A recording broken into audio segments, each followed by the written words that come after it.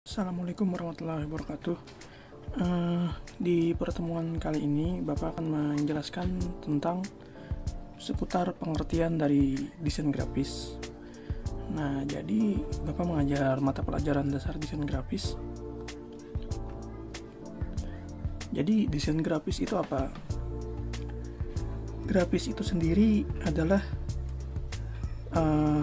gambar yang merupakan salah satu cabang dari seni rupa yang lebih condong dalam pemolesan tekstur warna dan bentuk objek di dalam sebuah kanvas.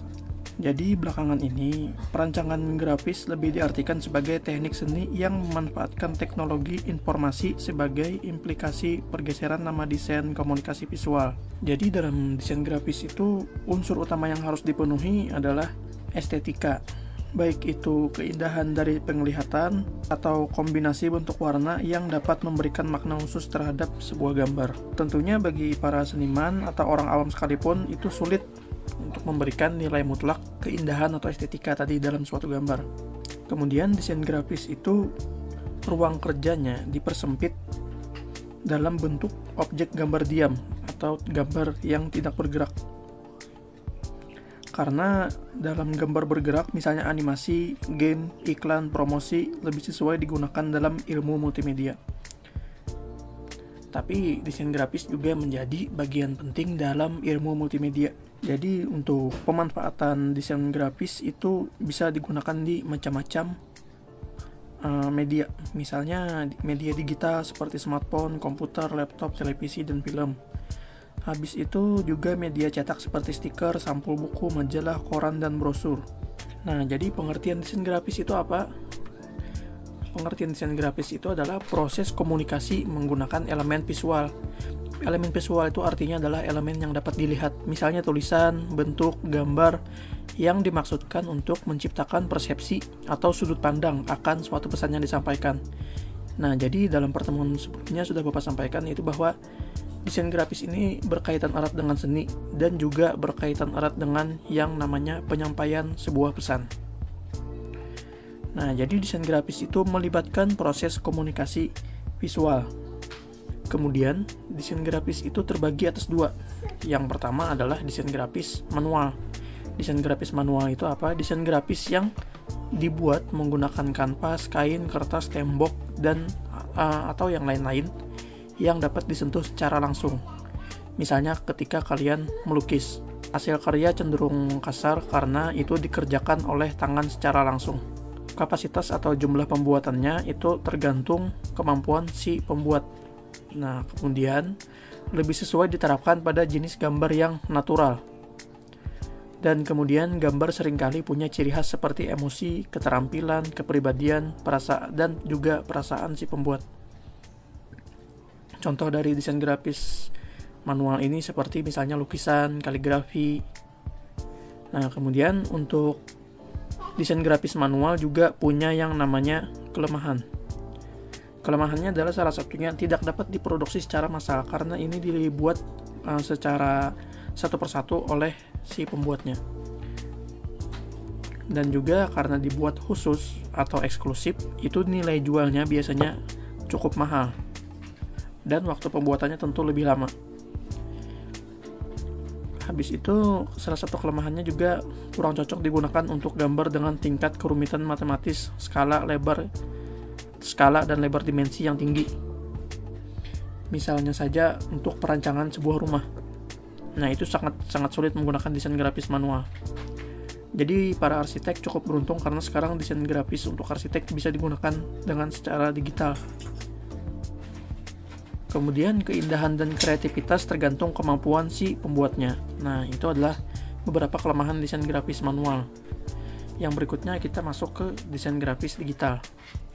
Desain grafis digital itu kelebihannya itu lebih mudah dan cepat karena produksinya menggunakan komputer dan alat-alat yang sudah terdigitalisasi, misalnya seperti printer, alat cetak itu dan lain-lain. Kemudian nilai produksinya lebih murah karena dilakukan oleh mesin dan memungkinkan penyimpanan file. Jadi ada data yang bisa disimpan dan kemudian dapat diproduksi ulang jika kita ingin mencetaknya kembali. dan tidak memerlukan keahlian khusus manual. Ini misalnya kita cukup punya pengetahuan tentang desain grafis, kita cukup punya pengetahuan tentang cetak, jadi kita bisa melakukan desain grafis secara digital dengan cukup mudah. Walaupun untuk mencapai tingkat estetika tadi tetap diperlukan yang namanya skill. Kemudian desain grafis digital juga datang dengan kelemahan. Yang pertama, selain keindahannya ditentukan oleh tangan si pembuat, itu juga ditentukan oleh aplikasi yang digunakan, software yang digunakan. Kemudian desain grafis digital itu sangat mudah ditiru dan dimodifikasi. Jadi untuk membuat desain yang orisinil itu cukup sulit. Kemudian desain dengan komputer yang relatif detail membutuhkan kerapian dan keterampilan. Nah, ini untuk skill perhitungan itu cukup diperlukan dalam desain yang punya tingkat detail yang cukup tinggi. Nah, karena desain ini dapat langsung diperbaiki, maka si pembuat atau desainer kadang-kadang sering membuat kesalahan karena merasa kesalahannya dapat langsung diperbaiki. Beda dengan desain manual, si pembuat akan cukup hati-hati untuk membuat karena kesalahan yang dibuat tidak dapat langsung diperbaiki.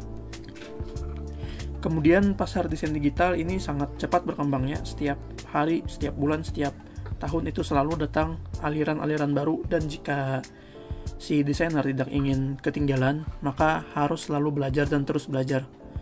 Seperti itu. Itu adalah desain grafis digital.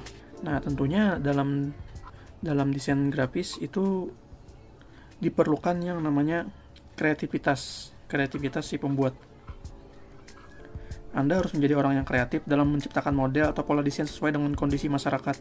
Misalnya kultur masyarakat tertentu yang sedang menggemari Piala Dunia, maka momen dan corak grafis yang dibentuk lebih cenderung mengarah pada sepak bola dan berbagai pernak-perniknya. Nah, itu sebagai contoh. Kreatif sendiri merupakan adopsi dari kata kreatif yang memiliki makna sifat, yaitu kemampuan yang dimiliki seseorang untuk menciptakan sesuatu yang baru, yang benar-benar baru, belum pernah dibuat, atau bisa jadi merupakan kelanjutan dan perbaikan dari produk sebelumnya. Jadi proses kreatif ini, jika kita tidak bisa membuat sesuatu yang benar-benar baru, karena memang zaman sekarang itu sulit untuk membuat sesuatu yang benar-benar baru, maka kita bisa mengambil cara ini, yaitu dengan amati, tiru, dan modifikasi. Kita melihat sebuah karya atau sebuah desain yang punya ide atau gagasan yang terlintas dalam benak pikiran seseorang, kemudian divisualisasikan, kita tumpahkan dalam sebuah karya, dalam sebuah pandangan mata, dalam bentuk karya desain oleh keterampilan tangan.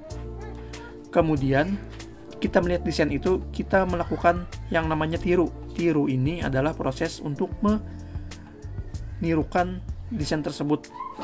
Itu bukanlah desain yang orisinil, bukanlah proses kreatif. Bagaimana kita bisa mencapai proses kreatifnya? Itu dengan tahap modifikasi. Modifikasi adalah kita memperbaiki atau kita menambahkan apa yang perlu ditambahkan dari diri kita sendiri di dalam desain yang sudah ada itu. Nah, itu akan menjadi sebuah yang namanya ide baru. Jadi ketika kita melakukan proses amati, tiru, dan modifikasi, kita secara tidak langsung akan menciptakan sebuah ide baru. Nah, seperti itu kira-kira untuk pengantar dari mata pelajaran desain grafis ini. Jadi kesimpulannya tadi adalah desain grafis itu sesuai pengertiannya proses komunikasi menggunakan elemen visual atau sesuatu yang dapat dilihat dengan tujuan menyampaikan ide atau pesan dari si pembuat. Kemudian desain grafis juga terdiri dari dua, yaitu manual dan digital, punya kelebihan dan kekurangan masing-masing. Selain itu, dalam desain grafis sangat erat hubungannya dengan yang namanya proses kreatif. Proses kreatif tidak bisa dicapai begitu saja. Jika kita kesulitan mencapai proses kreatif, kita bisa menggunakan metode amati, tiru, dan modifikasi. Nah, kira-kira untuk pertemuan kali ini sampai di situ cukup. Terima kasih sudah menonton. Jika ada pertanyaan, silahkan ditanyakan di bagian Microsoft Teams, nanti akan Bapak jawab. Kemudian untuk tugas, ini kalian bisa tulis di buku masing-masing. Ditulis di buku, kemudian sebelumnya diberi nama di bagian atasnya.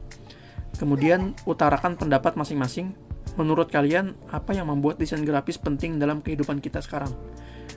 Dan mengapa desain grafis diperlukan dalam berbagai hal? Nanti tulis pendapat Anda di lembar buku, difotokan, lalu upload ke penugasan di Microsoft Teams. Nah, sampai situ dulu untuk pertemuan kali ini. Terima kasih atas perhatiannya. Assalamualaikum warahmatullahi wabarakatuh.